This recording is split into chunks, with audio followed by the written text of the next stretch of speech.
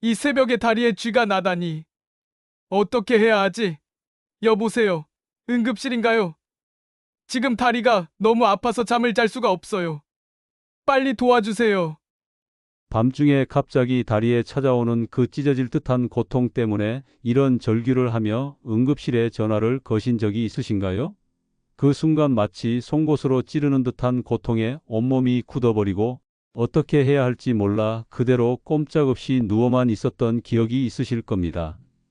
실제로 저희 응급실에는 새벽 3시, 4시에도 이런 전화들이 계속 걸려옵니다.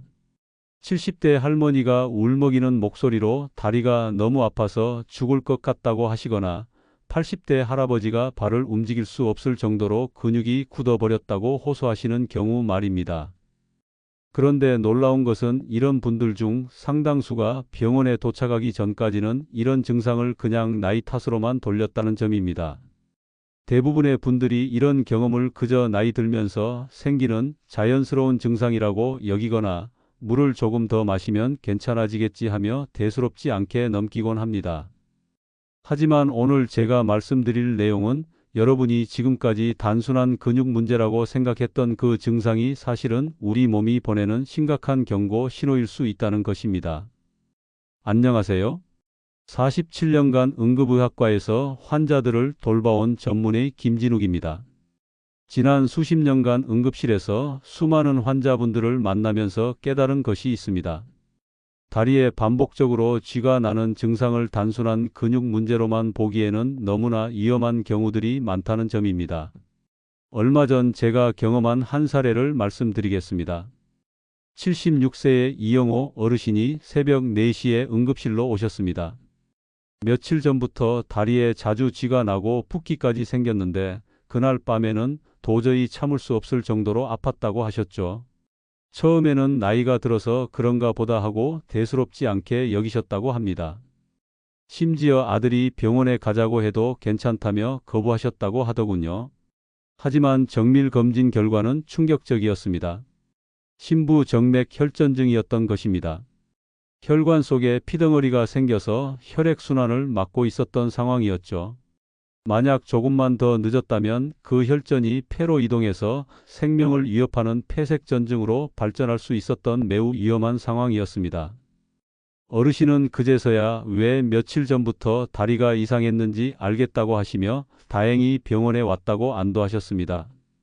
이런 일은 결코 드문 일이 아닙니다. 지난 한 달 동안만 해도 비슷한 사례를 여러 번 경험했습니다. 72세 박순자 할머니는 다리에 쥐가 자주 나서 오셨다가 당뇨 합병증으로 인한 말초 신경병증을 발견했고 68세 김철수 어르신은 단순 근육 경련이라고 생각했던 증상이 알고 보니 심각한 혈액순환 장애의 신호였습니다. 이처럼 우리가 흔히 겪는 다리 쥐남 증상도 그 이면에는 반드시 주의 깊게 살펴봐야 할 건강의 적신호가 숨어 있을 수 있습니다.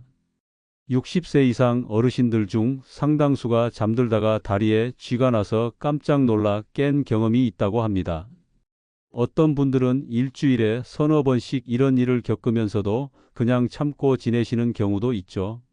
하지만 안타깝게도 대부분의 분들이 이를 자연스러운 노화 현상으로만 받아들이고 정작 중요한 건강 신호를 놓치고 계신 것은 아닐까요? 더욱 안타까운 것은 조금만 더 일찍 관심을 가지고 적절한 조치를 취했다면 충분히 예방할 수 있었던 심각한 상황들이 많다는 점입니다. 그래서 오늘은 단 한 번이라도 다리에 쥐가 난 적이 있으신 모든 분들이 꼭 알아두셔야 할 중요한 정보들을 차근차근 설명해 드리려고 합니다. 다리에 쥐가 나는 진짜 원인이 무엇인지, 어떤 경우에는 단순한 근육 문제이고 어떤 경우에는 심각한 질병의 신호인지를 구분하는 방법, 어떻게 하면 미리 예방할 수 있는지, 갑자기 쥐가 났을 때는 어떻게 대처해야 하는지, 그리고 무엇보다 중요한 것은 언제 반드시 병원에 가야 하는지에 대해서도 명확하게 알려드리겠습니다. 특히 오늘 말씀드릴 내용 중에는 응급실에서만 알 수 있었던 실제 사례들과 함께 집에서 바로 실천할 수 있는 구체적인 예방법과 응급처치법도 포함되어 있습니다. 이런 정보들은 책이나 인터넷에서는 쉽게 찾아볼 수 없는 현장에서 직접 환자들을 치료하면서 얻은 소중한 경험들입니다. 오늘 이야기를 들으시고 나면 앞으로는 밤마다 갑자기 찾아오는 다리 진암에 당황하지 않고 현명하게 대처하실 수 있을 것입니다. 더 나아가 여러분의 소중한 건강을 지키는 데에도 큰 도움이 될 것이라고 확신합니다. 보통 많은 분들이 다리에 쥐가 나면 막연히 근육이 뭉쳤나 보다, 전해질이 부족해서 그런가 보다 하고 생각하시는 경우가 많습니다. 물론 이런 이유들도 분명히 있지만 사실은 우리 몸에서 보내는 훨씬 더 구체적이고 중요한 신호일 수 있다는 점을 간과하시면 안 됩니다. 응급실에서 만나는 많은 환자분들을 보면 처음에는 단순히 다리에 쥐가 자주 난다고 오셨다가 정밀 검사를 받고 나서야 심각한 혈관 질환이나 순환 장애를 발견하는 경우가 적지 않습니다. 이런 경험들을 통해 저는 다리 쥐남이라는 증상을 절대 가볍게 여겨서는 안 된다는 것을 깨달았습니다. 그렇다면 도대체 다리에 쥐가 나는 진짜 원인은 무엇일까요? 응급실에서 수많은 환자들을 진료하면서 제가 발견한 것은 다리 진암의 원인이 생각보다 훨씬 다양하고 복잡하다는 점입니다. 단순히 근육이 피로해서만 생기는 것이 아니라는 말씀이죠. 가장 흔한 원인부터 말씀드리겠습니다. 근육의 과도한 사용이 첫 번째입니다. 평소에 집에서만 지내시던 72세 할머니가 손주들과 하루 종일 공원을 걸어 다닌 그날 밤 갑자기 다리에 심한 쥐가 나서 응급실에 오신 적이 있습니다. 익숙하지 않은 활동을 갑자기 많이 하면 근육에 피로 물질이 쌓이면서 경련이 발생하는 것이죠. 특히 나이가 들수록 근육의 회복 능력이 떨어지기 때문에 젊었을 때와 같은 활동량을 갑자기 소화하기가 어려워집니다. 두 번째로 중요한 원인은 잘못된 수면 자세입니다. 많은 어르신들이 무릎을 구부리고 자는 것이 편하다고 하시는데 사실 이런 자세는 종아리 근육을 계속 수축된 상태로 유지시켜서 새벽에 갑작스런 경련을 유발할 수 있습니다. 게다가 무거운 이불이 발을 아래로 눌러버리면 상황은 더욱 악화됩니다. 실제로 많은 환자분들이 침대와 이불을 바꾸고 나서 진암 증상이 현저히 줄어들었다고 말씀하시곤 합니다. 세 번째는 수분과 전해질의 부족입니다. 우리 몸이 제대로 기능하려면 칼륨, 마그네슘, 칼슘 같은 전해질들이 균형을 이루어야 합니다. 특히 여름철에 땀을 많이 흘리거나 밤에 화장실 가기 싫어서 물을 일부러 적게 드시는 분들에게서 이런 문제가 자주 발생합니다. 놀랍게도 저희 응급실에 오시는 어르신들 중 하루 물 섭취량이 컵 5잔도 안 되는 경우가 상당히 많습니다. 하지만 정말 주의해야 할 것은 네 번째 원인인 혈액순환 문제입니다. 당뇨, 고혈압, 말초혈관 질환이 있는 경우 다리로 가는 혈류가 원활하지 않아 근육이 산소 부족 상태가 되기 쉽습니다. 얼마 전 74세 여성 환자분이 계셨는데 한쪽 다리에만 자꾸 쥐가 나고 붓기까지 생긴다고 하셨어요. 정밀 검사 결과 심부정맥 혈전증이었습니다. 다행히 조기에 발견되어 치료를 시작했지만 만약 방치했다면 폐색전증으로 생명까지 위험할 수 있었던 상황이었습니다. 다섯 번째 원인은 나이가 들면서 자연스럽게 오는 근육과 신경의 변화입니다. 60세 이후부터는 근육량이 점점 줄어들고 신경의 전달 속도도 느려집니다. 그래서 조그만 자극에도 쉽게 쥐가 날 수 있는 것이죠. 하지만 이것이 나쁜 것만은 아닙니다. 오히려 우리 몸이 이제는 더 세심한 관리가 필요하다는 신호를 보내는 것이라고 생각하시면 됩니다. 마지막으로 복용 중인 약물의 영향도 무시할 수 없습니다. 이뇨제, 고혈압약, 고지혈증 약 중 일부는 전해질 균형을 깨뜨려서 쥐가 나게 만들 수 있습니다. 특히 새로 약을 바꾸고 나서 쥐가 자주 나기 시작했다면 반드시 담당 의사와 상담하셔야 합니다. 하지만 절대로 약을 임의로 끊으시면 안 됩니다. 그보다는 의사와 상의해서 다른 대안을 찾는 것이 중요합니다. 이렇게 다양한 원인들 중에서 두 가지 이상이 겹치면 쥐가 날 확률은 훨씬 높아집니다. 예를 들어 당뇨가 있으면서 동시에 수분 섭취가 부족한 경우 또는 고혈압 약을 드시면서 동시에 잘못된 자세로 주무시는 경우 말입니다. 그렇다면 이런 다리 쥐남을 어떻게 예방할 수 있을까요? 사실 예방은 생각보다 어렵지 않습니다. 응급실에서 환자분들께 가장 많이 드리는 조언이 바로 이것입니다. 지금 당장 치료하는 것도 중요하지만 미리 예방하시면 훨씬 더 편하게 지내실 수 있다고 말입니다. 가장 기본적이면서도 효과적인 것은 바른 수면 자세를 유지하는 것입니다. 잠잘 때 무릎을 곧게 펴고 다리를 편안하게 뻗은 자세가 가장 좋습니다. 발끝이 아래로 꺾이지 않게 하고 무거운 이불보다는 가볍고 부드러운 소재를 선택하세요. 발밑에 작은 쿠션이나 접은 수건을 받쳐주면 혈액이 다리에서 심장 쪽으로 잘 돌아가서 훨씬 편하게 주무실 수 있습니다. 72세 박영호 어르신은 평생 쭈그려 자는 것이 편했다고 하셨지만 일주일 동안만 자세를 바꾸고 나서부터는 지나는 일이 확실히 줄어들었다고 말씀하셨어요. 처음에는 불편하실 수 있지만 조금만 참고 적응하시면 훨씬 더 편안한 잠자리를 가지실 수 있습니다. 그 다음으로 중요한 것은 잠자리에 들기 전 간단한 스트레칭입니다.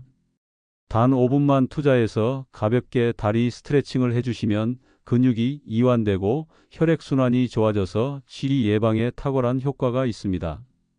벽에 손을 대고 한쪽 다리를 뒤로 쭉 뻗어서 종아리를 늘려주거나 의자에 앉아서 발끝을 천천히 몸쪽으로 당기는 동작만으로도 충분합니다.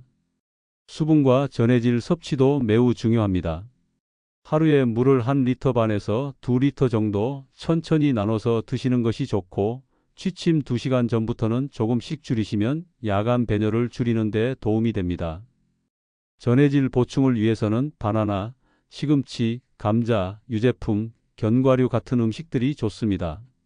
실제로 75세의 김인석 어르신은 매일 저녁 바나나 1개씩 드셨더니 밤에 쥐나는 일이 거의 사라졌다고 하셨어요. 지금까지 다리 쥐남의 원인과 예방법에 대해 말씀드렸는데 이제 가장 중요한 부분을 알려드리겠습니다. 바로 갑자기 쥐가 났을 때 어떻게 대처해야 하는지 그리고 언제 반드시 병원에 가야 하는지에 대한 내용입니다. 예방이 아무리 중요해도 살다 보면 갑자기 자다가 혹은 외출 중에 다리에 쥐가 나는 경우가 생깁니다. 그럴 때 대부분의 어르신들이 당황하시고 어떻게 해야 할지 몰라서 움직이지도 못하고 그냥 뻣뻣하게 누워만 있었다고 말씀하십니다. 하지만 응급실에서 제가 환자분들께 꼭 알려드리는 간단하고 효과적인 응급처치법이 있습니다. 먼저 발끝을 천천히 몸쪽으로 당기는 것부터 시작하세요. 이것은 갑자기 수축되어 뭉친 근육을 풀어주는 가장 기본적인 동작입니다. 다리를 곧게 펴고 발끝을 몸쪽으로 천천히 당겨주는데 이때 중요한 것은 천천히 하는 것입니다. 너무 급하게 당기면 근육이 더 놀랄 수 있어요. 혼자서 힘들면 벽에 발바닥을 대고 천천히 몸을 앞으로 기울이는 것도 좋은 방법입니다. 발끝 당기기로 급한 통증이 조금 가라앉았다면 이번에는 종아리와 발바닥을 천천히 아래에서 위로 마사지해 주세요. 지나치게 세게 누를 필요는 없고 손으로 따뜻한 온기를 전달한다는 마음으로 부드럽게 눌러주시면 됩니다. 특히 아킬레스건과 발바닥까지 같이 풀어주면 훨씬 빨리 회복됩니다. 그 다음에는 승산혈이라는 지점을 지압해 보세요. 종아리 뒤쪽 중앙에서 가장 볼록한 부분 그 지점에서 손가락 2마디 아래가 바로 승산혈입니다. 이곳을 엄지손가락으로 꾹꾹 눌러주는데 한번 누를 때 3초간 꾹 누르고 1초 쉬고 다시 3초 누르기를 5번 반복해 주세요. 아프면서도 시원한 느낌이 드실 겁니다. 너무 세게는 말고 참을 수 있는 정도로 꾸준히 눌러주시면 경직된 근육이 훨씬 부드러워지는 것을 느끼실 수 있을 겁니다. 마지막으로 따뜻한 찜질로 마무리하세요. 뜨겁지 않은 따뜻한 수건이나 찜질팩을 쥐가 났던 부위에 10분에서 15분 정도 올려두면 근육이 더 빠르게 이완되고 남은 통증도 서서히 가라앉게 됩니다. 다만 너무 뜨겁게 하시면 화상의 위험이 있으니까 손등으로 살짝 확인했을 때 따뜻하다는 느낌이 드는 정도로 조절해 주세요.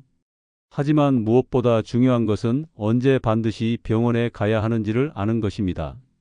단순한 쥐가 아니라 생명을 위협하는 질병의 신호일 수 있는 경우들이 있기 때문입니다. 한쪽 다리가 갑자기 붓고 뜨거워지면서 피부색이 붉게 변하는 증상이 함께 나타나면 즉시 병원에 가셔야 합니다. 이것은 심부정맥 혈전증, 즉 혈관 속에 피덩어리가 생겼을 가능성이 있습니다. 이 피덩어리가 폐로 올라가면 폐색전증이 되어 숨쉬기 어려워지고 생명까지 위험해질 수 있습니다. 또한 쥐가 풀린 후에도 통증과 뻣뻣함이 몇 시간 이상 계속될 때도 주의하셔야 합니다. 보통은 쥐가 났다가 풀리면 10분에서 20분이면 근육이 정상으로 돌아옵니다. 그런데 몇 시간 또는 하루 이틀이 지나도 여전히 뻣뻣하고 아프다면 근육염, 신경 손상 혹은 혈관 문제일 수 있습니다. 다리가 창백하거나 차가워지고 감각이 둔해질 때도 매우 위험한 신호입니다. 손으로 만졌더니 얼음처럼 차갑다거나 감각이 이상하게 무디다면 이것은 다리로 가는 혈액순환이 급격히 떨어졌다는 신호일 수 있습니다. 특히 갑작스럽게 이런 변화가 생겼다면 급성 동맥 폐색이라는 응급질환 가능성이 있으니 절대 지체하지 말고 응급실로 가셔야 합니다. 쥐가 날 때 함께 숨이 차거나 가슴이 아픈 경우에는 더욱 심각합니다. 다리에 쥐가 난 직후 갑자기 숨쉬기 어렵다거나 가슴이 뻐근하다면 이것은 폐로 피덩어리가 올라갔다는 신호일 수 있습니다.